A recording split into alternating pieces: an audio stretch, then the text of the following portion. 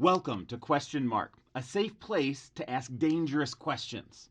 If you've got some questions that you would love to have answered on this YouTube channel, go ahead and put them in the comments below and we'll get to them as soon as we can.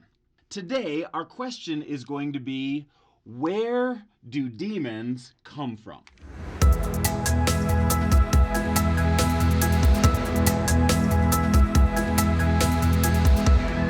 There's a story that's common in Christian circles. You might have heard it. It goes something like this.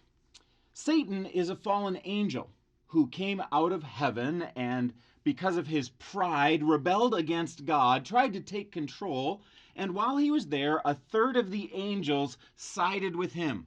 2/3 of the angels fought against him under Michael in heaven, and the 2/3 beat the 1/3. Satan was thrown down to planet Earth, and that is the story of where Satan and all of his demons came from.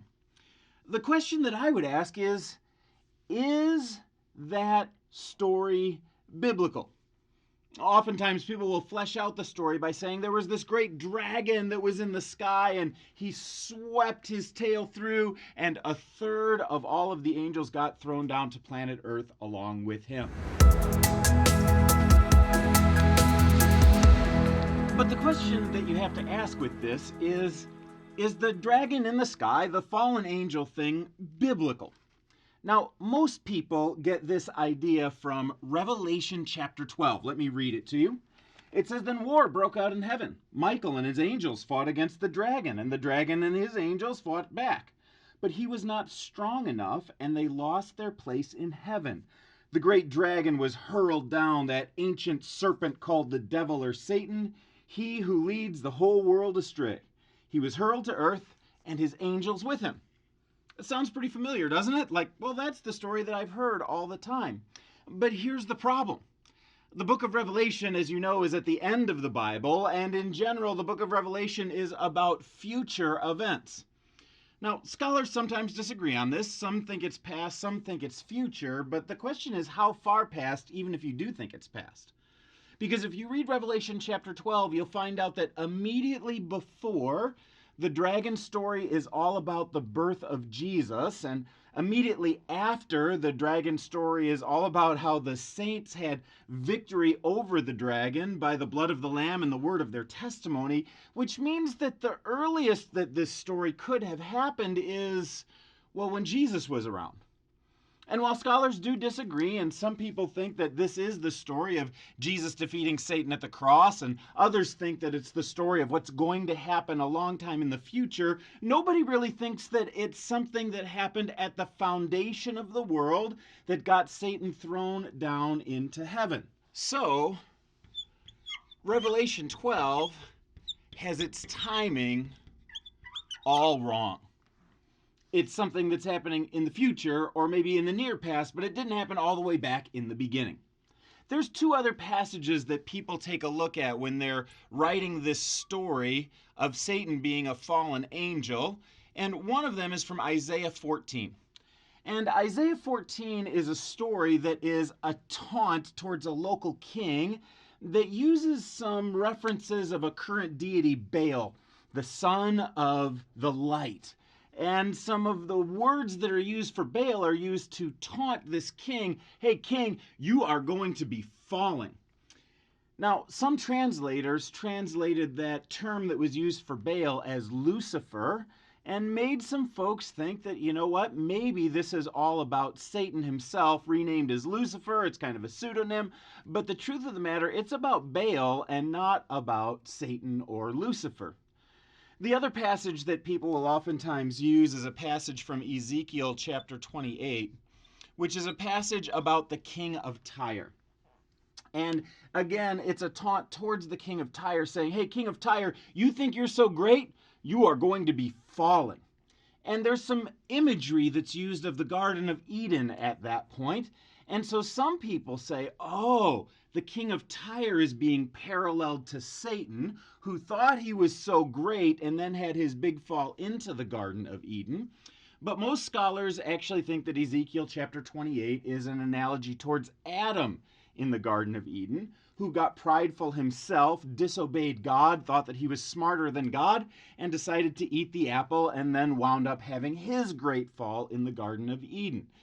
There's some scholarly subtleties to that, but let me just say that these passages both are non-conclusive that they're about Satan at all. Scholars debate this.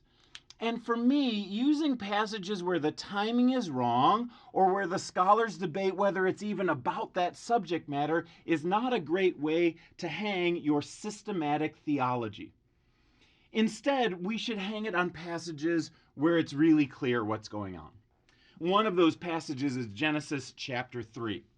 And in Genesis chapter 3, we see this beautiful place called the Garden of Eden. And in that place, a serpent shows up, an agent of evil. And that agent of evil deceives the man and the woman and drags them into sin.